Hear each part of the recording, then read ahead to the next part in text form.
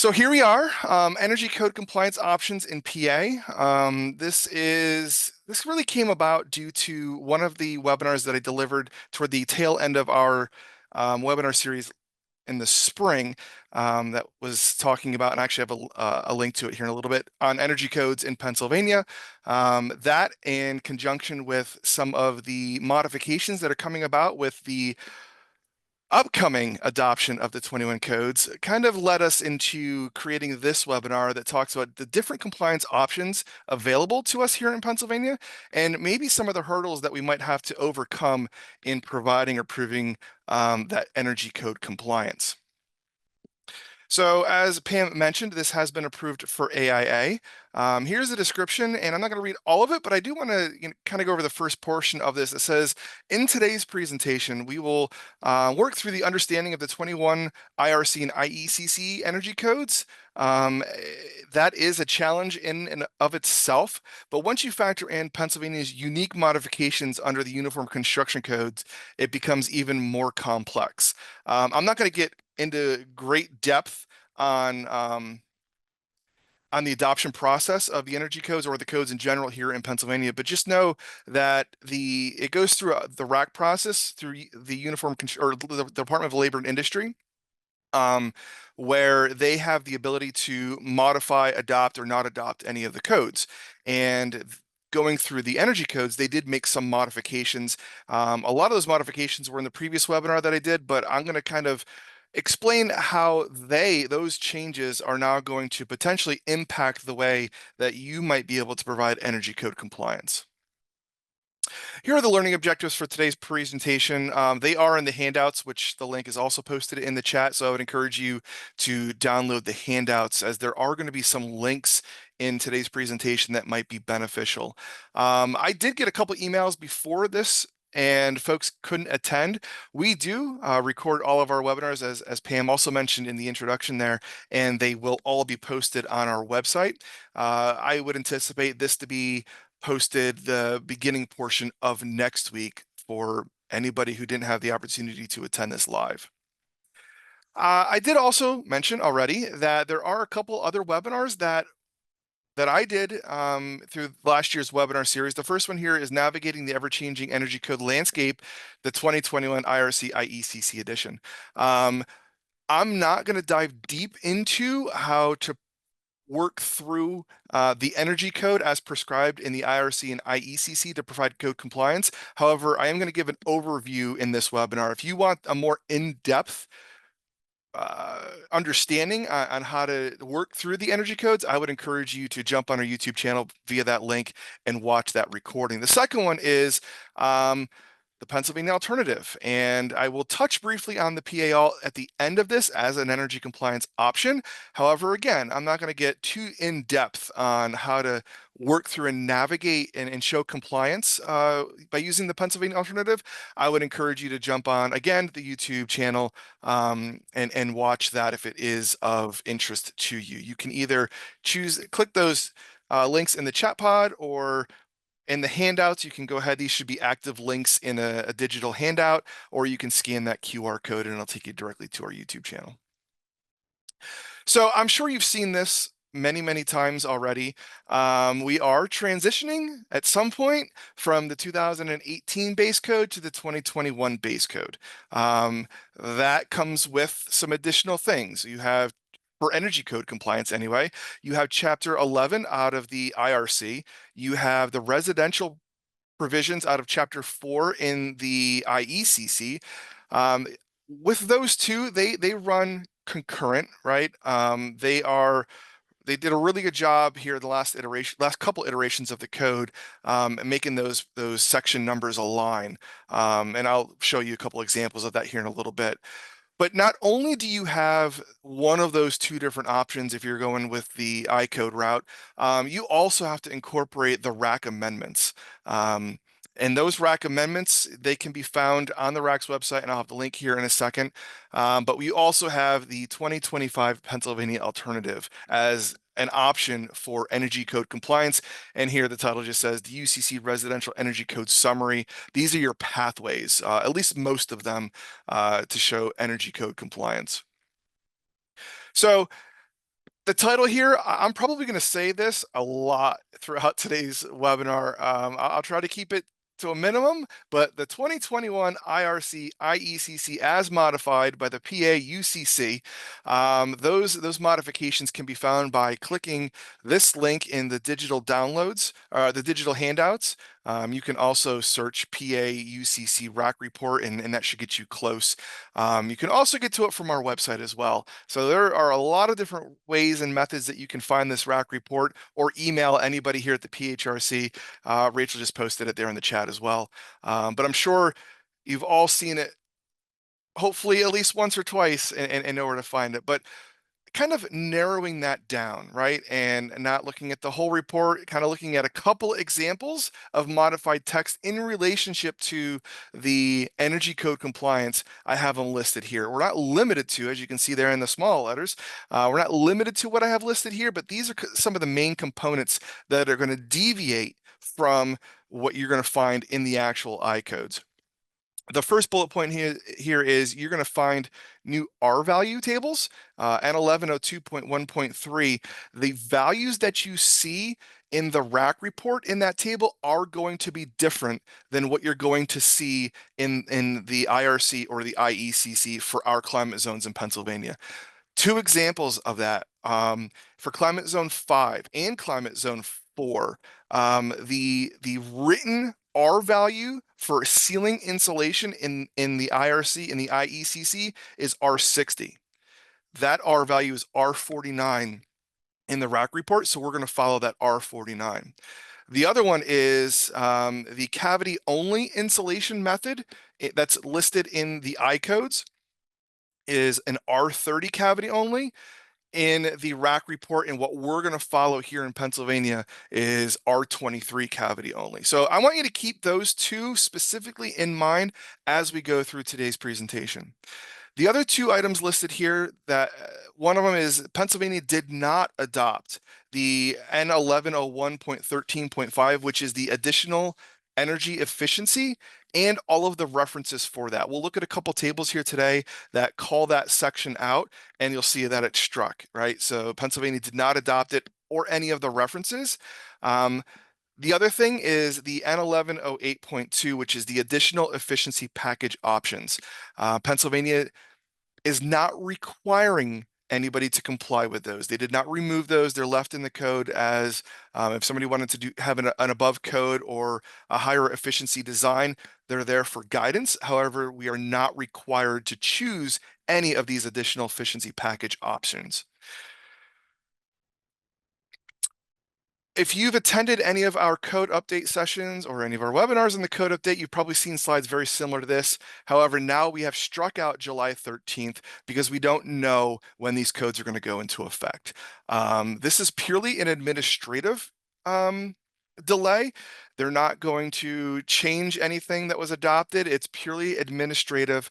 We do not have a date. However, I have heard that they are potentially looking at it coming into play around November or December.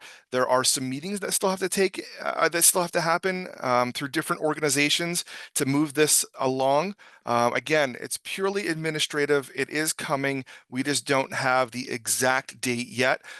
Please be sure to watch our social media. We do send emails out, and we also will probably put out a video on our YouTube channel as well. Once we have a confirmed date, we will do our best to let everybody know. Several of you who are tuned in here today have reached out and be like, hey, do you know anything new about this? And my response has been exactly that. We don't have a confirmed date, but as soon as we hear a confirmed date, we will let you know. It's been anticipated, just like July 13th was anticipated, but it has also been anticipated that November, December might be that date. But again, we will be sure to let everybody know once we hear. So what are our options for energy code compliance? Here's a list of those. This is kind of a 30,000 foot level. There's a lot of nuances and different pathways under each of these that you can follow, but these are kind of that 30,000 foot level You have your above code programs that's listed in the code as a viable option to provide energy code compliance. And I'll look at the provision that calls that out. And there are also some other guidelines in that, but that is a viable option. We also have the prescriptive compliance path, the performance compliance path, and then we have the 2025 Pennsylvania Alternative Residential Energy Provisions. In short, we call that the 2025 PA Alt, right? And we will be discussing all of these different pathways. So first and foremost, N1101.4, or what you see here in the parenthesis, that's the section number out of the IECC, so it's R102.1.1, above code programs. And this states plain and simple that the code official or other authority having jurisdiction shall be permitted to deem a national, state, or local energy efficiency program to exceed the energy efficiency required by this code.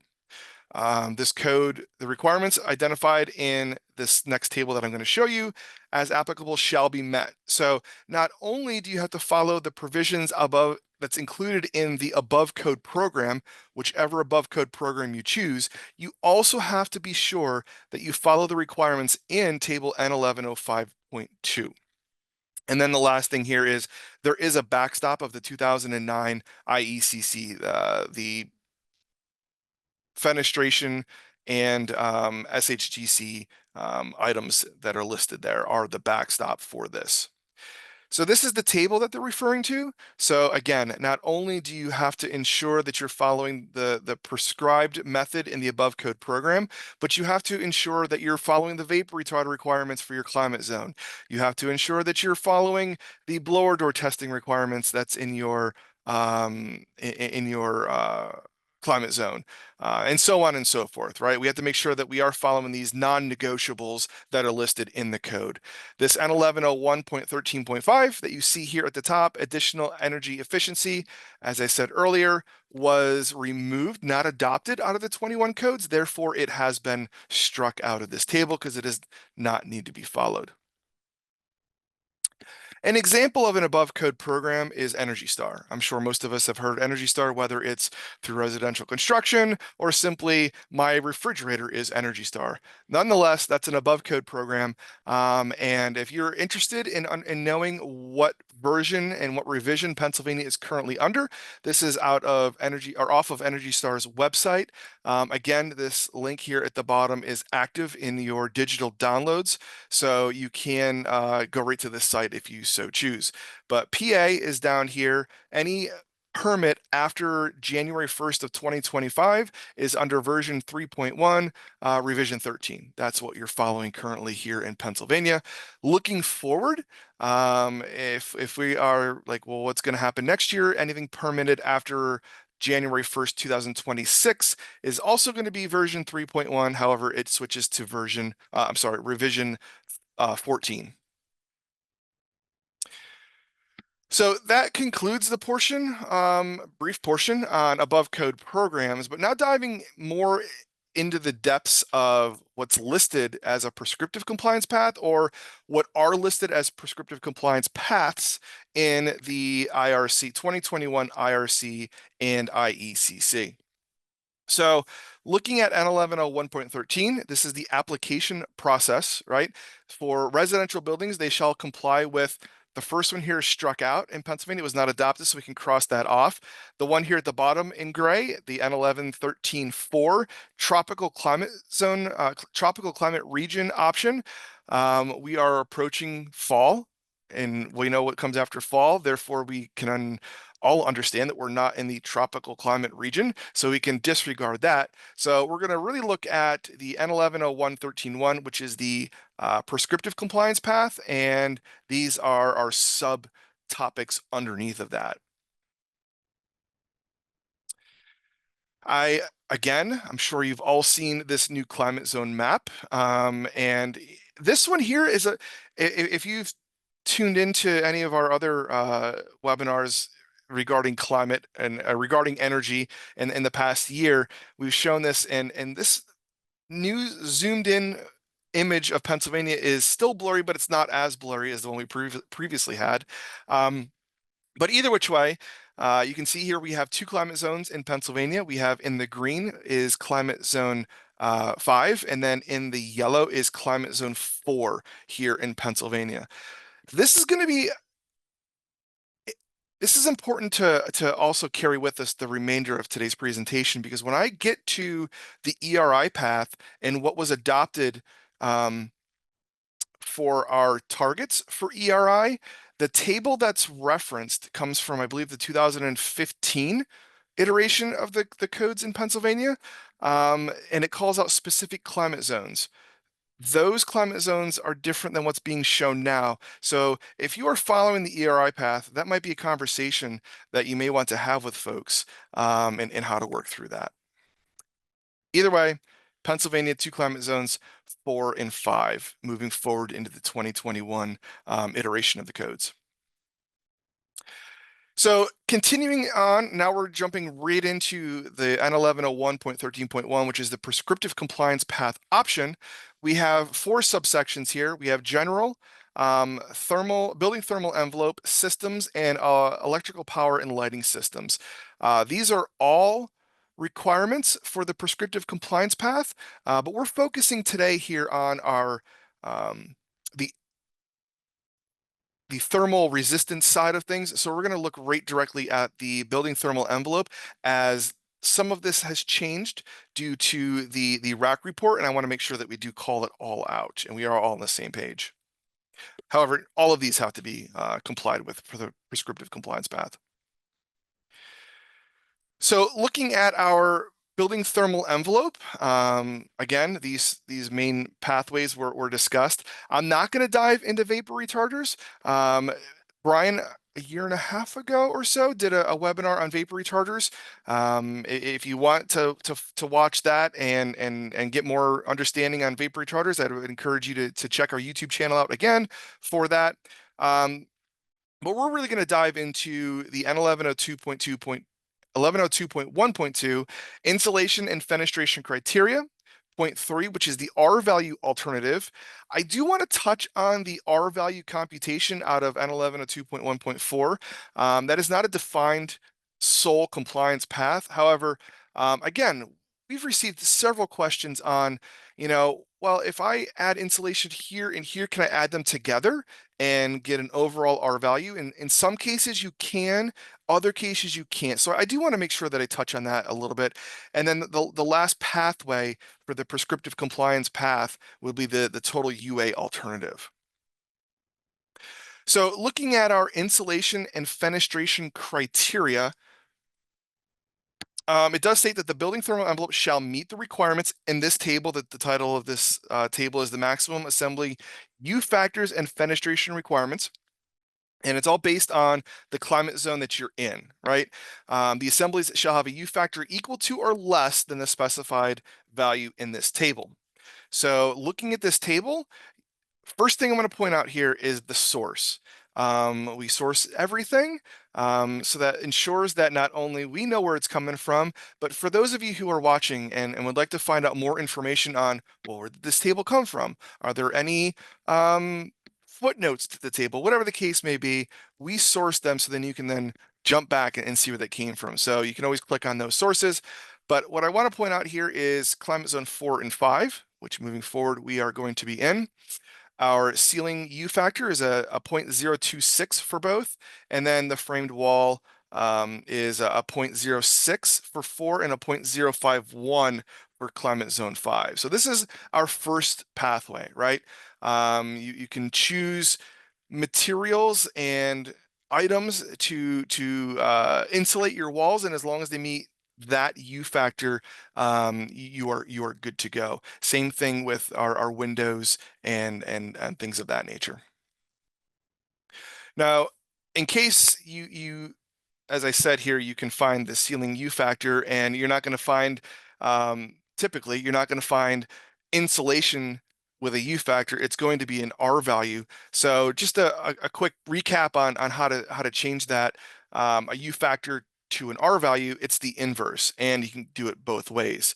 So if you are looking for what's the U value or U factor for R20 insulation, it's 1/20, and so R20 insulation has a U value of 0.5, okay? If you want to find the R value of a window per se, it's 1/0.3, so 1/0.3 as a U 0.3 window comes up with an R value of 3.33. So you can do those inverse reactions to help move forward in converting U factor to R value or vice versa. It's also important, again, a recap for everybody, but it's often good to say, a lower U factor equals better insulating value. So it is the opposite, right? The higher the R value, the better insulating property it has. The lower the U factor, the better insulating factor that it has, or better insulating value that it is. So our first step was looking at the U value or the U factor. You can go that route in providing energy code compliance through the prescriptive pathway. The second one is the R value alternative. This is probably what, if a lot of you are following the prescriptive energy compliance pathway, you may be following this. So this is assemblies with an R value of insulation material equal to or greater than what's specified in N1102.1.3, which is the insulation minimum R values and fenestration requirements by component that shall be an alternative to the U factor table. So again, this table is significantly different for our climate zones than what you're going to find in the IRC and the IECC. This table is pulled directly from the RAC report as sourced here at the bottom of the page. So looking at climate zone 4 and 5, remember earlier I said in the IRC, it says that we are required to have an R60 attic insulation. However, in Pennsylvania, due to the modification through the RAC review process, we follow R49 as per this report. We also have in climate zone 5, R23 cavity only insulation, or R13 cavity plus 7.5 continuous insulation, or R20 cavity plus R3.8 continuous insulation, right? We have three different options in climate zone 5 to provide a prescriptive insulation requirement pathway. In climate zone 4, it's either R20 cavity only or R13 plus 5. The 5 is a continuous insulation, okay? So just know that these numbers are different, and that will come into play a little bit here once we get to the total UA alternative. So looking at our R value computation, there's a whole lot on here. But just know, I'm gonna read this first this first red part here. It says where cavity insulation is installed in multiple layers, the R value of the cavity insulation layers shall be summed to determine compliance with the cavity insulation R values. So what that means, for instance, or an example would be if we had flash and bat. For those of you who may not be aware of what flash and bat insulation is, it is where they come in and they spray in a 2x6 cavity, 5.5 inches. They'll spray 2 inches of closed cell foam. Closed cell is typically R6 per inch, so that's R12, right? Then they come in and they install an R13 fiberglass insulation over top of that to fill the entire depth of that 5.5 inch cavity. So we have 2 inches of closed cell foam. R6 per inch is an R12. Then they install 3.5 inch loft R13 insulation in there. That gives you a combined or an R value computation value sum of R25 for that cavity insulation. Okay. Now, what you cannot do is add the cavity insulation to a continuous insulation to get a combined cavity only required R value. Does that make sense? If anybody has any questions on that or would like me to dive a little bit deeper into that, if you could, throw it in the chat pod or the Q&A pod, and I can address that. Tom Cosby, what might want to mention that R value is for uncompressed insulation, correct, right? So all of the R values that I'm stating here, especially for the fiberglass insulation, these are uncompressed. Once you compress that insulation, it reduces the effective R value, so you cannot take into account the entire R value of that. An example of, not to stray away too much, but R19, um, insulation, fiberglass insulation, actually has a loft of 6¼ inches. So when you install R19 insulation in a 5.5 inch cavity, you're compressing it and reducing the R value. Okay. So again, you have to make sure that you are installing fiberglass or air permeable insulation uncompressed. Once you compress it, it does reduce the R value. The last prescriptive pathway that I'm going to talk about is the total UA alternative. Okay, so a quick recap: we have our UA compliance path where you're installing materials that meet that minimum U value, right, or the U factor, right? That's number one. The second pathway is the R value alternative. That's where you're choosing materials and components that meet those R value requirements, and they have to be equal to or greater than. The total UA alternative kind of takes a look at everything as an average, right? So where the total building thermal envelope, UA, the sum of the U factor times the assembly area is less than or equal to the total UA resulting from multiplying the U factors in the table that we looked at by the same assembly area as the proposed building shall be considered in compliance with this upcoming table. I'm sorry, table N1102.1.2.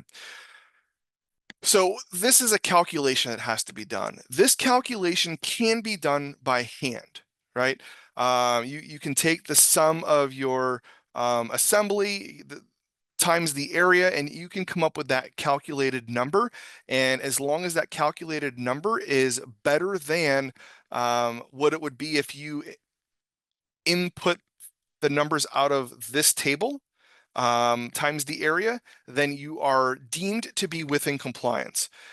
However, that can be difficult. So because of that, there are computer programs out there that can do the calculation for you. One of those examples would be ResCheck.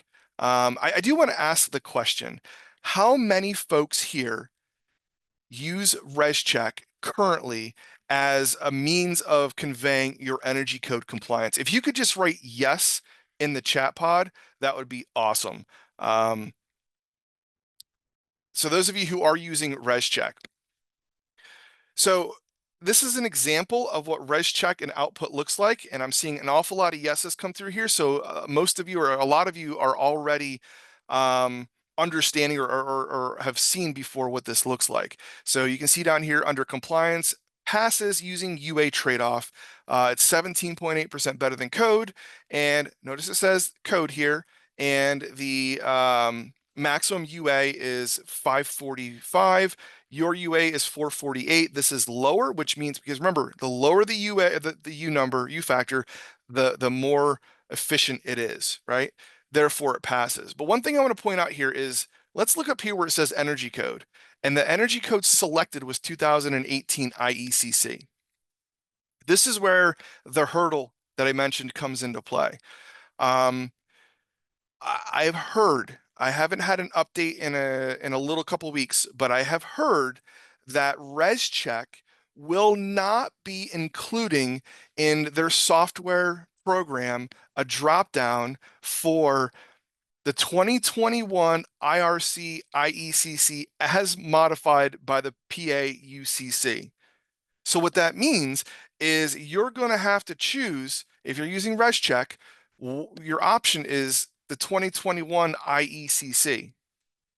Well, if you remember when I said that the table out of the rack report for R values is not the same as what you're going to find in the rack report, that could pose a problem, because now what the program is comparing to is not what's enforceable in Pennsylvania, if that makes sense. So currently, there is not an option to show compliance to the 2021 IRC as modified by the PA UCC. Will they update it?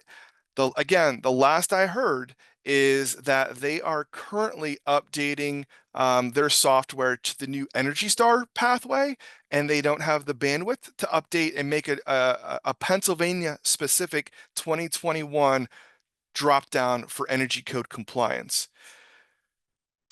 Are there other options? I don't know for sure.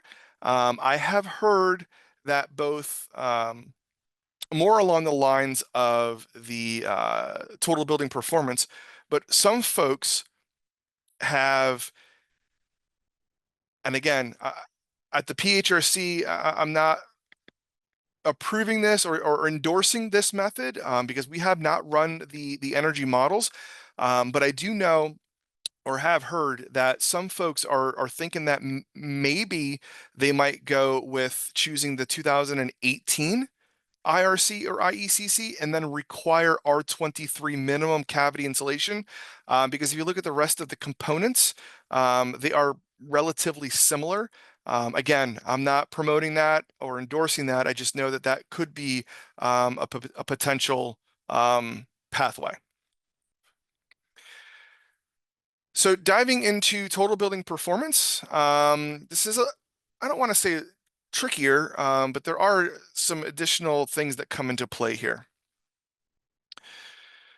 The total building performance compliance path requires compliance with N1105, and that is total building performance. This section establishes for the scope. This section establishes criteria for compliance using total building performance analysis. Such analysis shall include heating, cooling, mechanical ventilation, and service hot water heating energy only. So the difference here is when we talked about the total UA compliance path, that looked at purely the envelope of the structure, right? And you could trade off on that because it looked at the total what it should be. And if you added more efficient insulation in the walls, let's say we did add R30 in the walls, you could have a slightly less efficient window or something else in that building thermal envelope. What the total building performance pathway does is it looks at the envelope along with the heating, cooling, mechanical ventilation and service water heating energy, and looks at how much energy all of that will use throughout the course of a year. And if your design comes back using less electric than the standard design, then you are deemed to be in compliance. So looking at the performance-based compliance, it says that the compliance based on total building performance requires that proposed design meet all of the following criteria. And the first one here is the requirements of sections indicated within N1105.2. That is this table. This isn't the first time we've seen it. It's not the last time because you're going to see it again in the ERI path. But not only do you have to show that you meet the energy code compliance and use less electricity than the standard base home, you also have to be you have to meet these non-negotiables as in table N1105.2, with the exception of the additional energy efficiency title. The next one here is that the building thermal envelope shall be greater than or equal to the levels of the efficiency in the solar heat gain coefficients in the corresponding tables out of the 2009 IECC. So same as the above code program, there's a backstop here as well. So you can't say, well, I'm going to put in a super efficient furnace and high performing windows and put R3 in my walls. You can't do that. You still have the backstop of these efficiencies and solar heat gain as listed in the 2009 IECC. And then the last one here is really what kind of separates everything and pushes you to needing that computer program per se, And it says that the annual energy cost that is less than or equal to the annual energy cost of the standard reference design. So as I already said earlier, as long as your design uses less energy than the standard reference design, and you meet the non-negotiables out of table N1105.2, you are deemed to be in compliance. So this goes on to state that compliance software tools shall generate a report that documents the proposed design. A compliance report of the proposed design shall be submitted with the application for the building permit. Now, I mentioned this when I did my more focused energy webinar in the spring, that this is important, right? And I've gotten questions from folks saying that they're in the middle of their build, and now the code official is requiring some additional documentation for the energy code compliance because they didn't submit it at the beginning, and they're running into a whole host of issues. And this provision here, N1105.3.2, specifically does state that this compliance report shall be submitted with the application. And then upon completion of the building, you have to go back and verify it, right? So you just can't put entries into a computer program and like, yeah, we passed by a lot, thumbs up. And then during the build, you're like, oh, we already passed, so we don't have to follow these. You then have to have somebody come back in and prove that it was indeed built, confirming the condition of the building as it was submitted during permit application. So here's an example of what that may look like. This example is from Ecotrope. Thank you, Michael Arblaster, for providing this example. I appreciate it. But again, as you can see here, these requirements are the non-negotiables that have to be met. Mechanical ventilation, lighting, so on and so forth. These are our non-negotiables. Up here, you can see as designed, this is anticipated to use $2,307 in energy usage throughout the course of a year. That is less than the designed home, which is 2,400, or the what's the word that they use here? Standard reference design. This is the standard reference design of $2,423 because our as design is lower. Therefore, we are more energy efficient and it passes. But again, what I want to point out to everybody here is that this is based on the 2021 IECC performance. It is not the Pennsylvania specific 2021. Because of that, it's looking at, oh, well, is it using R60 in the attic? Is it using R30 cavity only in the walls? Is it following not only the additional efficiency, but it has to also follow the package options. If you're not familiar with those, Pennsylvania, again, did not adopt these. They're in the code. They did not remove them. They left them in there because they could be used as a guideline for increased efficiency. However, let me state it again, we are not required to choose one of these additional efficiency package options, but you could choose either the enhanced envelope performance option, which means that you have to design it 5% better than what the code minimum is already listed at, or you choose more efficient HVAC, reduced energy in service hot water heating option, more efficient duct distribution systems, or improved air sealing and efficient ventilation system, which includes ERVs or HRVs. We do not have to do that in Pennsylvania, but if you select the 21 IECC performance option through these energy compliance software tools, it's going to weigh your as designed home against a standard reference home that includes these. So again, take that for what that is. As I mentioned earlier, right after that break, that Ecotrope, we have been in contact with them. And they are anticipating to update with a Pennsylvania specific dropdown once it's published in the Pennsylvania Bulletin. I don't know how long that process is. They did not comment on how long that would take, but it is it is good to know that at least one group out there is hoping to help us here in Pennsylvania for energy code compliance. So again, looking at run rate and ecotrope and the 2021 IRC as modified by the Pennsylvania UCC, currently there is not an option to show compliance as it has been or as it will be adopted whenever that happens. There's no drop down to choose that specific Pennsylvania option. Will they update it? I already mentioned that. Again, Ecotrope is looking to do so.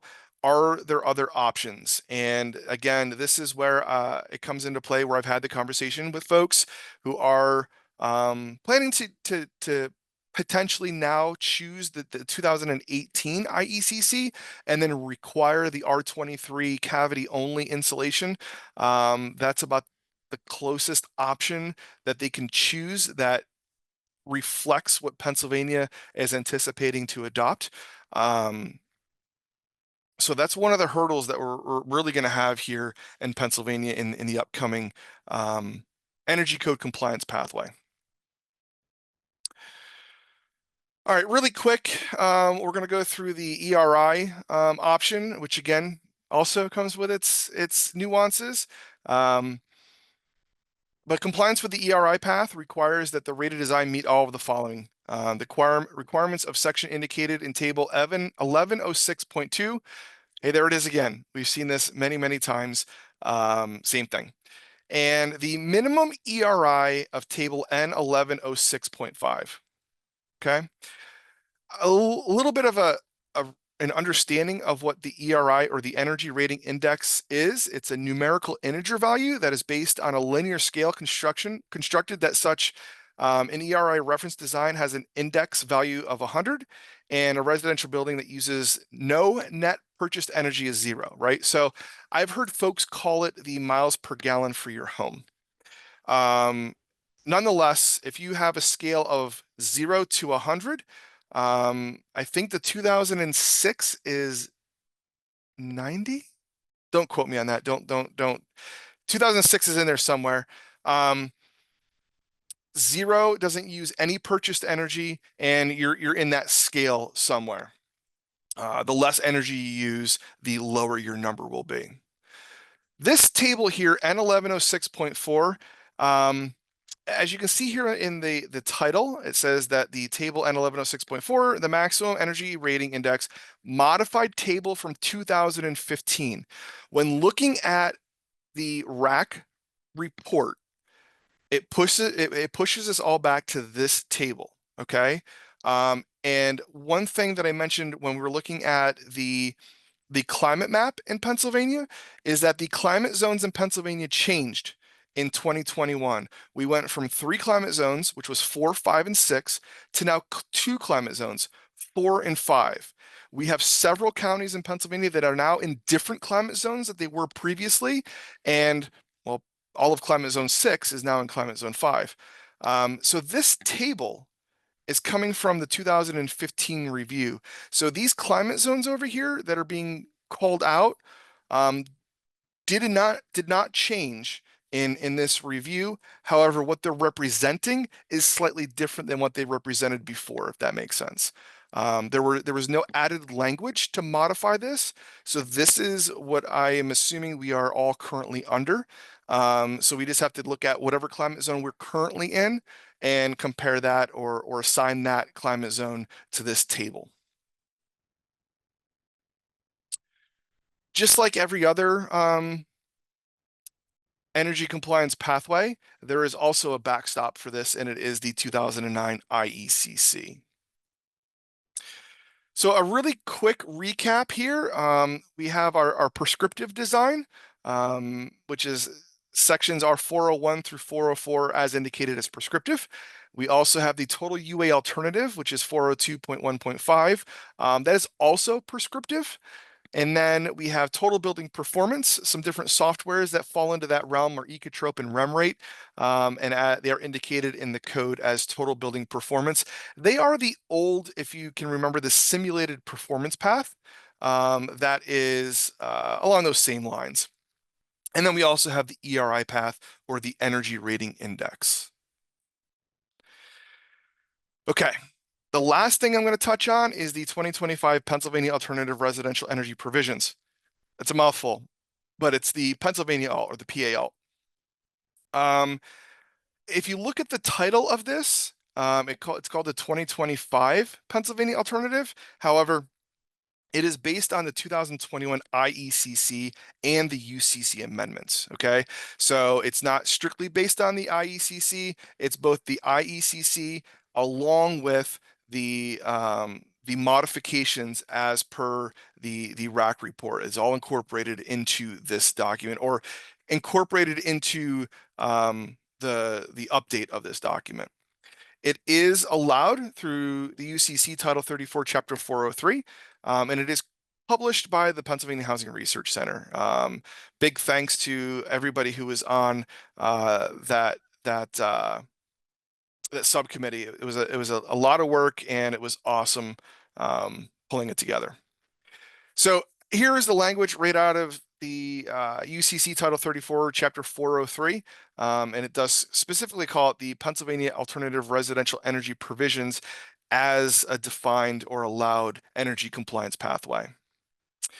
The mandate, and this is really, kind of the PHRC calling out this mandate, is because we develop it. It does go through the subcommittee, and it also goes through the Department of Labor and Industry for their review and approval. The intent is that it's simpler to build and easier to enforce. The simpler to build portion is a lot of the trade-offs. And when I mention trade-offs, and if you're not familiar with the PAL, I'd be more than happy to, I'll touch on some of that, but if you want more in-depth, I would really push you to the recorded webinar or reach out to us. More rational and flexible, and it's focused on PA in terms of climatic conditions. And it is, at the end of the day, this is, to me, one of the most viable points is that it is ultimately equivalent to the provisions of the IECC as amended or as modified by the PA UCC. So this image here, or this slide here, gives an overview of what the PA alt is. So I always, when I ever do this, I grab a little pen, and here's my scale, right? So we have our entrance requirements. You choose one entrance requirement. And what that does is that tips the scale in terms of energy efficiency. And now you are more efficient than the code minimum. So much that if you choose every single one of the trade-offs, at the very least, it's going to come level or equal in the scale. If not, it's going to stay a little bit more toward the more efficient than the code minimum. So just know that every option and every trade-off, they were all modeled, and every one of these entrance requirements added on all the trade-offs, and you are at least equivalent to the code, if not more efficient. The scope of the Pennsylvania alternative, and what I want to look at is down here, the second to last line, and it states that the Pennsylvania alternative is not applicable to alterations, repair, additions, and change of occupancy to existing structures. We've been asked many, many times, can I use the PA alt for an addition? And the answer to that, unfortunately, is no. This can only be used for new construction.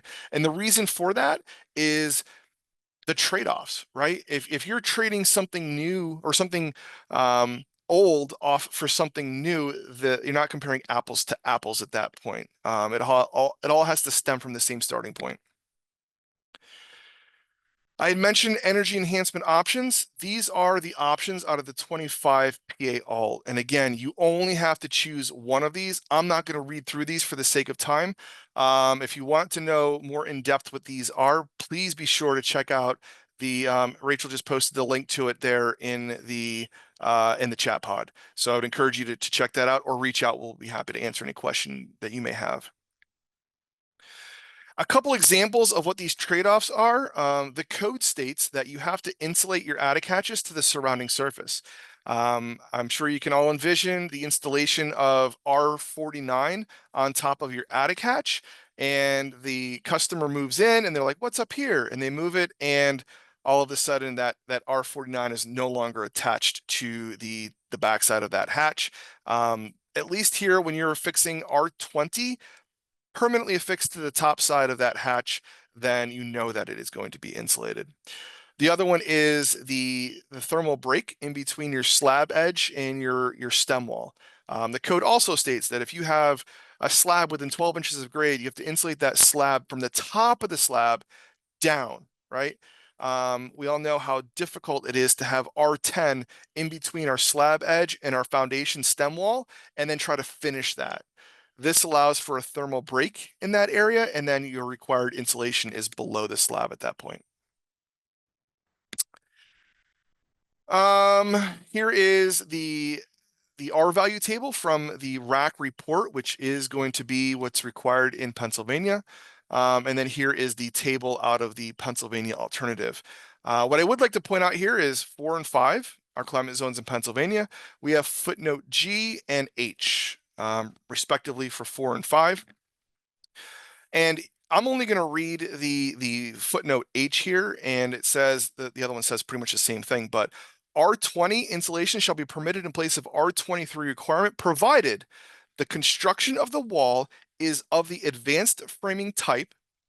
It has a framing fraction of 19%, and the insulation is installed per ANSI ResNet ICC 301-2022, section 4.2.2.1 and table 4.2 parentheses 6. That's a lot right there.